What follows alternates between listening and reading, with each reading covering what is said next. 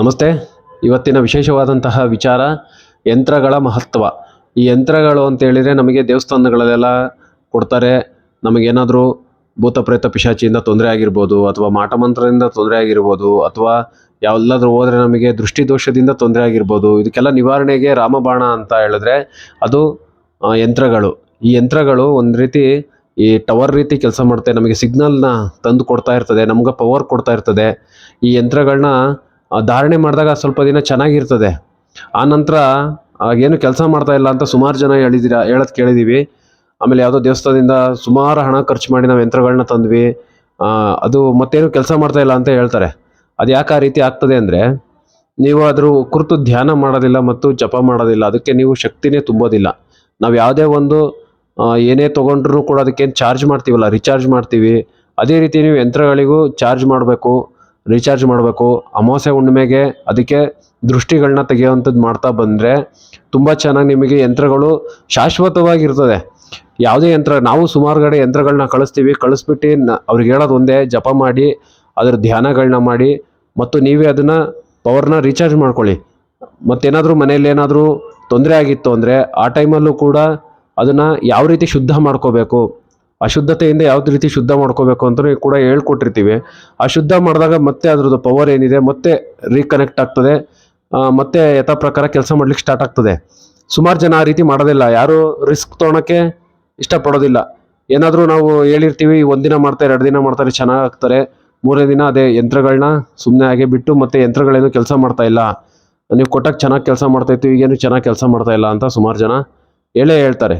ಅದಕ್ಕೋಸ್ಕರ ನೀವು ಧ್ಯಾನ ಅಥವಾ ಜಪ ಮಾಡಿದಾಗ ಆ ಯಂತ್ರಗಳ ಎನರ್ಜಿ ಬಂದ್ಬಿಟ್ಟು ನಿಮ್ಮ ದೇಹದ ಪ್ರಭಾವಳಿಯಲ್ಲಿ ಸೇರಿಕೊಂಡು ಎರಡೂ ರೀತಿಯ ಕೆಲಸ ಮಾಡ್ತದೆ. ಜಾತಕದಲ್ಲಿ ನಮಗೆ ಯಾವುದೇ ಗುರುಬಲ ಇಲ್ಲ ಅಂತ ಹೇಳಿದ್ರು ಕೂಡ, ಅಥವಾ ನಮಗೆ ದೈವಬಲ ಇಲ್ಲ ಅಂತ ಹೇಳಿದ್ರು ಕೂಡ, ಎರಡೂ ರೀತಿ ಕೆಲಸ ಮಾಡ್ತದೆ. ಆ ಯಂತ್ರ ನಿಮಗೆ ಕೆಲಸ ಕಾರ್ಯಗಳನ್ನ ಮುಂದುವರಿಸಲಿಕ್ಕೆ ಹೆಲ್ಪ್ ಮಾಡ್ತದೆ, ಸಹಾಯ ಮಾಡ್ತದೆ ಅಷ್ಟೇ. ಅದು ಒಂದು ಡಿವೈಸ್ ಆಗಿ ಸಹಾಯ ಮಾಡುತ್ತೆ. ಇದ್ದಂತೆ ನೀವು ಧ್ಯಾನ ಮಾಡಿ ಮತ್ತೆ ಜಪಗಳನ್ನ ಮಾಡಿಕೊಂಡು ನೀವು ಪವರ್ನ ಜಾಸ್ತಿ ಮಾಡ್ಕೋಬೇಕೇ ಹೊರತು ಯಂತ್ರದ ಮೇಲೆ ಡಿಪೆಂಡ್ ಆಗಬಾರ್ದು. ಸುಮಾರು ಜನ ಯಂತ್ರಗಳನ್ನ ಫೇಲ್ ಮಾಡ್ಕೊಳ್ಲಿಕ್ಕೆ ಅದೇ ಕಾರಣ. ಯಾರ್ಯಾರ ಮನೇಲಿ ಯಂತ್ರ ಇದೆ ಅವರೆಲ್ಲರೂ ಧ್ಯಾನ ಮಾಡಿ ಜಪ ಮಾಡಿ ಅದಕ್ಕೆ ಸಂಬಂಧಪಟ್ಟಂತ ಗೊತ್ತಿದ್ರೆ ಮಾಡಿ, ಗೊತ್ತಿಲ್ಲ ಅಂದ್ರೂ ಕೂಡ ನಮ್ಮ ಗುರುಗಳಿಗೆ ಕರೆ ಮಾಡಿದ್ರೆ ನಿಮಗೆ ಯಾವ ಯಂತ್ರಕ್ಕೆ ಯಾವ ಥರ ಜಪ ಮಾಡಬೇಕು, ನಿಮಗೆ ಸಂಬಂಧಪಟ್ಟಂತಹ ಯಾವುದ ಸಮಸ್ಯೆಗೆ ಯಾವ ಜಪ ಮಾಡಬೇಕು ಅಂತ ತಿಳಿಸ್ಕೊಡ್ತಾರೆ. ಅದು ಆ ರೀತಿ ತಿಳ್ಕೊಂಡು ಮಾಡಿ.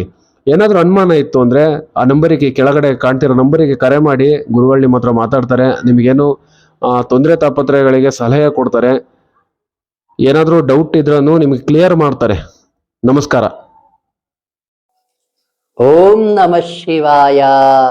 ವೀಕ್ಷಕರೇ, ಇದುವರೆಗೆ ಮಾತನಾಡಿದ್ದು ಗೆಳೆಯ ನಮ್ಮ ಹುಡುಗ ಶ್ರೀ ಮಧು ಅಂತ. ಮಧು ಅವರು ಶಿವಮೊಗ್ಗದವರು, ಬಾಪೂಜಿ ನಗರದಲ್ಲಿ ಇರ್ತಾರೆ.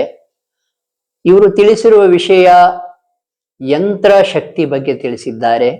ಹೌದು, ಯಂತ್ರಗಳನ್ನ ನಾವು ಈಗ ಆಲ್ರೆಡಿ ಸಾಕಷ್ಟು ಜನರಿಗೆ ಮಾಡಿಕೊಟ್ಟಿದ್ದೇವೆ. ಅವು ಆಕ್ಟಿವೇಟ್ ಕೂಡ ಆಗಿದ್ದಾವೆ, ಅವು ಒಳಿತನ್ನು ಕೂಡ ಮಾಡ್ತಾ ಇದ್ದಾವೆ ಅಂತ ಅವ್ರು ತಿಳಿಸಿದ್ದಾರೆ. ಆದ್ರೆ ಏನಪ್ಪಾ ಅಂದ್ರೆ, ಈ ನೋಡಿ, ಯಂತ್ರ ಶಕ್ತಿ, ಮಂತ್ರ ಶಕ್ತಿ, ತಂತ್ರ ಶಕ್ತಿ ಅಂತ 3 ಏನಿದಾವೆ. ಈ ತಂತ್ರಗಾರಿಕೆಯನ್ನು ನಾವು ಮಾಡೋದಿಲ್ಲ. ಯಂತ್ರಗಳನ್ನ ಮಾಡಿಕೊಡ್ತಿದ್ದೇವೆ. ನಮ್ಮ ಮಧು ಅವ್ರು ಮಾಡ್ಕೊಡ್ತಾ ಇದ್ದಾರೆ. ಒಳಿತು ಕೂಡ ಆಗ್ತಾ ಇದೆ ಎಲ್ಲ ಜನರಿಗೆ. ಅವರು ಫೋನ್ ಮಾಡಿ ತಿಳಿಸಿದ್ದಾರೆ ಕೂಡ.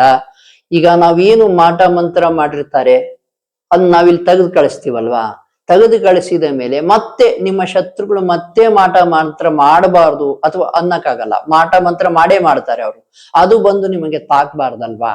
ಅದಕ್ಕಾಗಿ ನಿಮ್ಮ ಮನೆಗೆ ಒಂದು ರಕ್ಷಣೆ, ನಿಮಗೂ ಕೂಡ ಒಂದು ರಕ್ಷಣೆ ಕೊಡ್ಲಿಕ್ಕೆ ಈ ಯಂತ್ರಗಳನ್ನ ಮಾಡಿಕೊಟ್ಟಿರ್ತೇವೆ. ಈ ಯಂತ್ರಗಳನ್ನ ಏನು ಧ್ಯಾನ ಕೊಟ್ಟಿರ್ತೇವೆ ನಾವು, ಆ ಧ್ಯಾನದ ಮುಖೇನ ಮತ್ತು ಏನು ಪೂಜೆ ಹೇಳ್ಕೊಟ್ಟಿರ್ತೇವೆ ಅದನ್ನ ಮಾಡ್ಲಿಕ್ಕೆ, ಅದ್ರ ಮಾಡೋದ್ರ ಮುಖೇನ ನೀವು ಅದನ್ನ ಆಕ್ಟಿವೇಟೆಡ್ ಇಟ್ಕೋಬೇಕಾಗ್ತದೆ. ನೋಡಿ, ಸುಮ್ನೆ ಯಾವುದೂ ಸಿಗಲ್ಲ. ಈಗ ಮಂತ್ರವನ್ನು ಕೂಡ ನೋಡಿ, ಮಂತ್ರಗಳನ್ನು ಸಾಕಷ್ಟು ಜನಕ್ಕೆ ಹೇಳ್ಕೊಡ್ತೇನೆ. 1 ತಿಂಗಳು 15 ದಿನ ಮಾಡಿ ಬಿಟ್ಬಿಟ್ರೆ ನಿಮ್ಮ ಶಕ್ತಿ ಇರ್ತದ? ನೋಡಿ, ಋಷಿ ಮುನಿಗಳು ಧ್ಯಾನ ಮಾಡಿದ್ರು, ಏನು 1 ವಾರ 15 ದಿನ ಮಾಡಿದ್ರ ಅಥವಾ ತಿಂಗಳು 2 ತಿಂಗಳು ಮಾಡಿದ್ರ? ಯೋಚನೆ ಮಾಡಿ. ವರ್ಷಗಟ್ಲೆ ಮಾಡಿ ಶಕ್ತಿ ಪಡ್ಕೊಂಡಿರ್ತಾನೆ. ಹಾಗೆಯೇ ನೀವು ನಿಮ್ಮ ಶಕ್ತಿ ಯಾವಾಗ್ಲೂ ಆಕ್ಟಿವೇಟೆಡ್ ಆಗಿರ್ಬೇಕು ಅಂದ್ರೆ ನಿಮ್ಮ ಶಕ್ತಿ ದಿನದಿಂದ ದಿನಕ್ಕೆ ಹೆಚ್ಚಾಗಬೇಕು ಹೊರತು ಕಡಿಮೆ ಆಗ್ಬಾರ್ದು. ನಾವೀಗೇನ್ ಯಂತ್ರಗಳನ್ನ ಮಾಡಿಕೊಟ್ಟಿರ್ತೇವೆ ಆ ಯಂತ್ರಗಳನ್ನ ಯಾವಾಗ್ಲೂ ರಿಚಾರ್ಜ್ಡ್ ಆಗೇ ಇರ್ಬೇಕಂದ್ರೆ ನಾವು ಹೇಳಿದ ಮಂತ್ರಗಳನ್ನ ಧ್ಯಾನ ಮಾಡ್ಬೇಕಾಗ್ತದೆ. ಆ ಯಂತ್ರವನ್ನ ಏನ್ ಪೂಜೆ ಮಾಡ್ಬೇಕು ಆ ಪೂಜೆಯನ್ನು ಮಾಡ್ಬೇಕಾಗ್ತದೆ. ಇದರ ಮುಖೇನ ನೀವು ಆ ಯಂತ್ರದ ಶಕ್ತಿಯನ್ನು ನೀವು ಆಕ್ಟಿವೇಟೆಡ್ ಮಾಡ್ಕೊಂಡಿರಿ ಮತ್ತು ನಿಮಗೆ ಏನ್ ಮಂತ್ರ ಕೊಟ್ಟಿರ್ತೀವಿ ನೋಡಿ ಆ ಮಂತ್ರವನ್ನೂ ಕೂಡ ಶಕ್ತಿಯನ್ನು ನೀವು ಸದಾ ಪಡ್ಕೊಂತಾ ಇರಿ. ಒಂದಿಷ್ಟು ದಿನ ಮಾಡ್ತಾರೆ ಬಿಟ್ಬಿಡ್ತಾರೆ, ಇದರಿಂದ ಇಲ್ಲ ಸ್ವಾಮಿಗಳು ಹೇಳಿದ್ದು ಸರಿ ಹೋಗಿಲ್ಲ ಅನ್ನೋ ಭಾವನೆ ಬಂದ್ಬಿಡ್ಬೋದು ನಿಮಗೆ.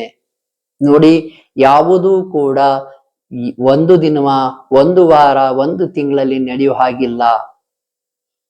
ನಿಮ್ಮ ಕರ್ಮಾನುಸಾರ ನಿಮ್ಮ ಕರ್ಮ ಒಂದು ತಿಂಗಳಿಗೆ ಕಳೆದು ಬಿಡ್ಬೋದು, ಒಂದು ವರ್ಷಕ್ಕೂ ಕಳೆ ಬಿಡ್ಬೋದು.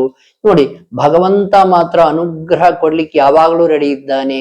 ನಾವೇ ಒಂದ್ ರೀತಿಲಿ ಹೇಳಕಂದ್ರೆ ನಾವೇ ಯೋಗ್ಯರಿಲ್ಲ.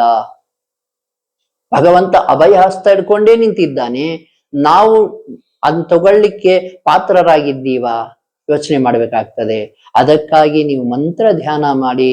ನಿಮ್ಮ ಶಕ್ತಿ ಯಾವಾಗ್ಲೂ ದಿನದಿಂದ ದಿನಕ್ಕೆ ಮಂತ್ರ ಧ್ಯಾನದ ಶಕ್ತಿ ರೈಸ್ ಆಗ್ತಾನೆ ಇರುತ್ತೆ. ನಿಮ್ಮ ಕರ್ಮ ಕಳೀತಾ ಇರುತ್ತೆ, ನಿಮಗೆ ಮುಂದೆ ಒಳಿತಾಗ್ತದೆ ಅನ್ನೋದು ನಾವು ತಿಳಿಸಿರ್ತೇವೆ. ಅದನ್ನು ಪಾಲಿಸಿ. ನಿಮಗೆ ಯಂತ್ರಗಳನ್ನು ಮಾಡಿಕೊಡ್ಬೇಕು ಅನ್ನೋದಾದ್ರೆ, ಎಲ್ಲಿ ನಿಮ್ಮ ವ್ಯಾಪಾರ ಡೌನ್ ಆಗಿದ್ರೆ ನೋಡಿ, ಯಾರಾದ್ರೂ ಮಾಟ ಮಂತ್ರ ಮಾಡಿಸಿದ್ರೆ ಅದನ್ನ ತೆಗಿಬೇಕಾಗ್ತದೆ. ಮೊದ್ಲು ತೆಗೆದು ಯಂತ್ರಗಳನ್ನು ಮಾಡ್ಕೊಡ್ಬೇಕಾಗ್ತದೆ ಹೊರತು ಹಂಗೆ ನೀವು ಯಂತ್ರಗಳನ್ನು ಇಟ್ಬಿಟ್ರೆ ಆಗಲ್ಲ. ಆದ್ದರಿಂದ ನಮಗೆ ಕರೆ ಮಾಡಿ, ನಾವೇ ತಿಳಿಸ್ತೇವೆ ಹೇಗೆ ಈ ಮಾಟ ಮಂತ್ರದ ವಿರುದ್ಧ ಹೋರಾಡೋದು ಮತ್ತು ಮತ್ತೆ ಅವ್ರು ಮಾಡಿಸದೇ ಇರೋ ತರ ಯಾವ ರೀತಿ ನೀವು ಪ್ರೊಡಕ್ಷನ್ ಮಾಡ್ಕೋಬಹುದಂತೆ ಎಲ್ಲ ತಿಳಿಸ್ತೇವೆ. ವೀಕ್ಷಕರೇ, ನಮಗೆ ಕರೆ ಮಾಡಿ. ಶುಭವಾಗಲಿ.